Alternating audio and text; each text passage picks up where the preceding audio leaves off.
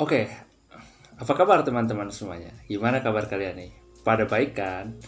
Buat kalian semua penonton setia segmen narasumber Pramugel, ayo kita duduk santuy, ambil cemilan kalian, lalu pantengin video ini sampai habis ya. Karena sekarang kita akan membahas lebih dalam lagi tentang sistem bajak laut di dunia nyata yang menginspirasi lahirnya sistem Shichibukai di dunia One Piece. Apakah itu? Ya, betul sekali, Privateer. Langsung saja, inilah narasumber from Google.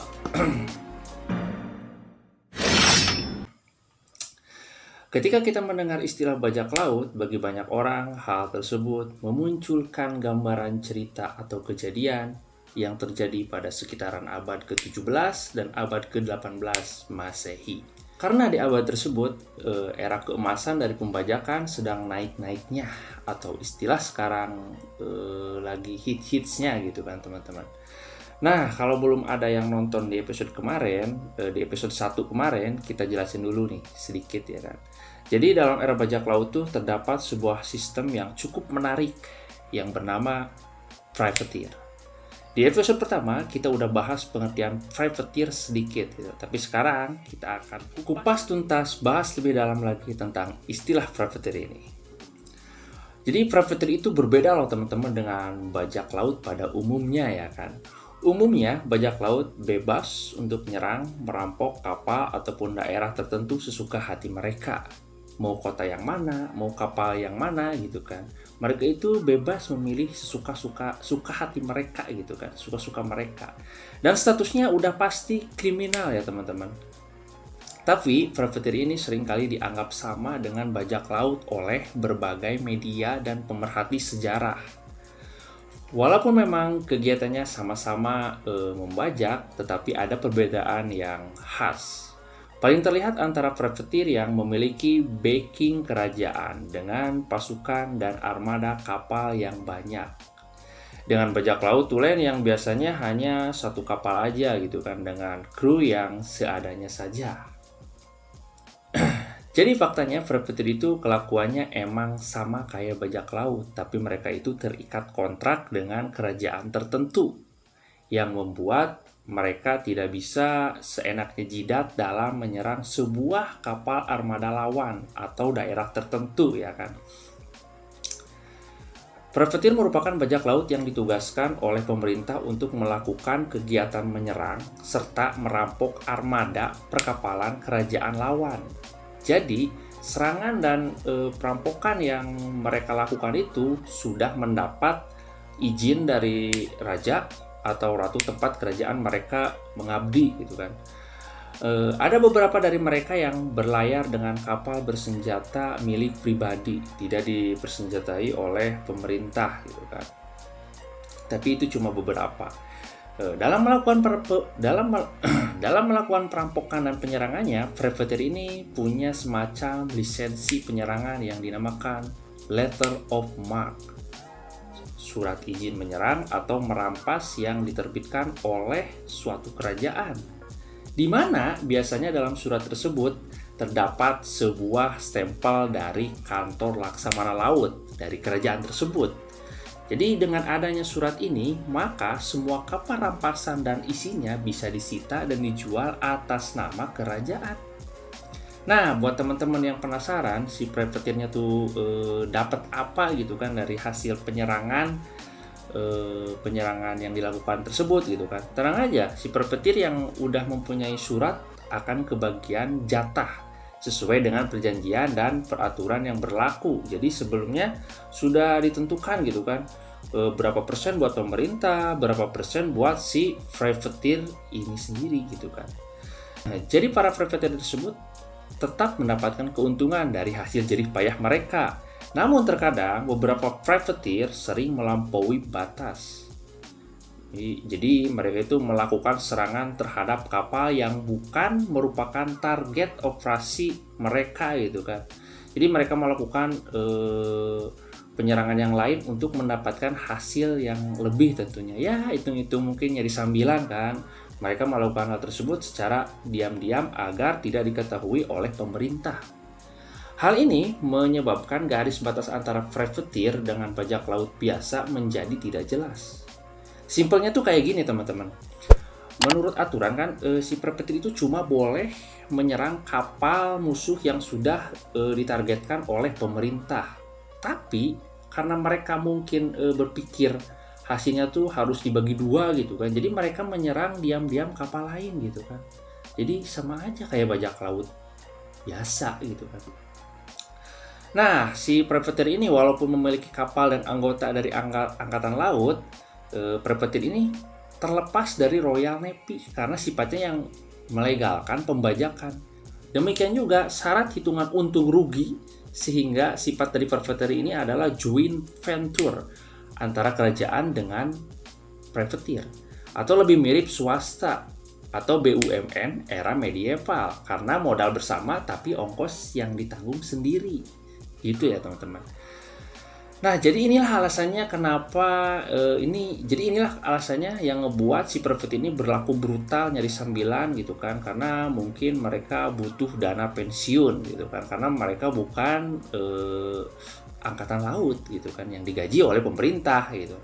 Berbeda dengan bajak laut yang hanya merampok di laut, kegiatan privateer tidak terbatas di laut saja karena mereka juga memiliki pasukan. Bahkan mereka lebih sering menyerang kota atau koloni milik kerajaan lawan daripada membajak kapal yang muatannya tidak seberapa.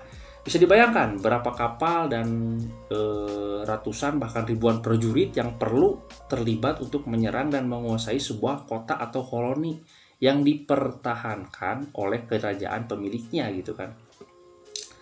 Nah, jadi zaman dulu tuh hampir semua negara yang mempunyai pantai pada era bajak laut pastinya mempunyai yang namanya privateer.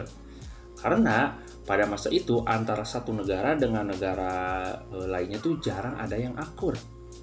Dan privateer ini bisa dibilang merupakan bisnis yang cukup menjanjikan pada masa itu. Jadi kalau urusan privateer nih ya, negara-negara yang pastinya punya atau memiliki privateer itu seperti negara Inggris, itu udah pasti punya. Spanyol, Prancis. Nah, kalau di Prancis namanya itu bukan privateer teman-teman, tapi Corsair. Bahkan Kekaisaran Utsmania atau Ottoman gitu kan, Turki sekarang juga memiliki privateer yang dikenal dengan sebutan Turkish Corsair atau Corsairnya orang Turki. Nah, istilah Corsair ini terkait dengan Laut Mediterania, di mana dari sekitar akhir abad ke-14 hingga awal abad ke-19, Kekaisaran Ottoman berduel dengan negara-negara Kristen di Eropa untuk mendapatkan supremasi maritim. Di kedua sisi, perjuangan dilakukan dengan angkatan laut konvensional dan bajak laut yang direstui negara yang disebut corsair atau privateer itu. Nah, narasumber pembugal nemu satu fakta yang menarik nih teman-teman, bahwa dulu tuh kayak ada semacam sayembara gitulah. Jadi dilansir dari Bermuda Gazette yang terbit pada tanggal 12 November 1796, di sini mereka tuh memanggil semua kapal, entah itu bajak laut, pelaut biasa, ataupun nelayan. Pokoknya siapapun yang memiliki sebuah kapal, mereka itu dipanggil untuk menjadi privateer, untuk melawan Spanyol dan sekutu gitu kan. Mungkin jadi seperti sebuah lowongan pekerjaan itu kan pada saat itu gitu. Gokil kan teman-teman, lowongan pekerjaan di zaman dulu gitu kan. Wow, kayak semacam sayembara. Menariknya, sebuah sistem privateer ini dijadikan inspirasi oleh Eiichiro Oda, penulis serial One Piece, untuk sebuah sistem dengan nama Shichibukai. Walaupun menjadi inspirasi, tetap ada perbedaan antara privateer dan Shichibukai gitu kan. Jadi kalau privateer ini termasuk orang-orang yang dimanfaatkan orang-orang yang dimanfaatkan pemerintah untuk menjadi pasukan tambahan. Dan kebanyakan dari mereka itu menjadi privateer tentunya alasannya itu karena uang gitu kan. Alasannya itu karena uang. Tapi tidak semua, ada juga yang rela menjadi privateer sebagai wujud pengabdian terhadap tanah airnya gitu kan. Untuk membela tanah air gitu kan. Sedangkan Shichibukai ini bisa dibilang porsinya itu lebih besar. Mereka dibentuk untuk menyimbangkan dunia. Contohnya saja ya kan, Ketika perang besar Marineford di dunia One Piece antara kubu angkatan laut dan bajak laut Yonko Shirohige beserta armada kapalnya gitu kan, si Shichibukai ini diundang untuk ikut berperang gitu, mengalahkan si bajak laut Yonko Shirohige ini gitu kan. Seru ya, ngomongin One Piece tuh nggak bakalan ada habisnya gitu teman-teman, seru banget gitu kan. Kita lanjut lagi nih, oke. Seiring berakhirnya era keemasan bajak laut pada pertengahan abad sekitar ke-19an lah, profesi sebagai privateer tentu juga berakhir sampai pada tahun 1856 di Prancis dibuatlah sebuah perjanjian tentang privateer. Perjanjian ini dikenal dengan nama The Paris Declaration Respecting Maritime Law. Jadi intinya perjanjian ini dibuat untuk menghentikan atau menghapuskan sistem privateer. Nah, di dunia One Piece pun hampir sama nih. Baru-baru ini di dunia One Piece juga diadakan sebuah review di mana para raja-raja di seluruh dunia berkumpul dan berunding, dan hasil dari perundingan tersebut yaitu pencabutan atau pemberhentian sistem Shichibukai. Jadi bajak laut yang tadinya bergelar Shichibukai sekarang menjadi bajak laut biasa yang siap dikejar-kejar kembali oleh angkatan laut karena buronannya diaktifkan kembali gitu kan. Jadi karena pas awal dilantik jadi Shichibukai itu, para bajak laut di dunia One Piece ini diberi keistimewaan oleh pemerintah dunia dengan dicabutnya buronan mereka atau kasus-kasus kriminal yang pernah mereka lakukan. Keren kan teman-teman?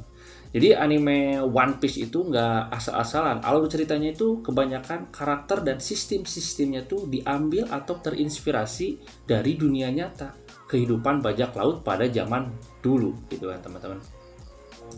Nah jadi teman-teman, itu tadi ya pembahasan tentang garis besar tentang privateer gitu yang menginspirasi Shichibukai dunia One Piece beserta perbedaan-perbedaannya gitu kan. Jadi sebenarnya masih banyak yang belum dibahas gitu kan. Siapa sih privateer, tokoh privateer yang terkenal, siapa aja sih tokoh-tokoh privateer yang ada di dunia nyata itu kan. Nah seperti itu nanti kita akan bahas lagi mungkin di episode selanjutnya gitu kan. Karena kalau kita bahas di sini akan kepanjangan gitu kan. Mungkin di episode sekarang cukup sekian aja dulu. Buat kalian semua yang punya ide atau ingin ngebahas sesuatu yang ingin dibahas di narasumber Pramuga, kalian boleh komen di bawah, bahas apa lagi gitu kan. Komen di bawah dan jangan lupa like, komen, dan subscribe, oke? Dan thanks for watching. Sampai jumpa di next video.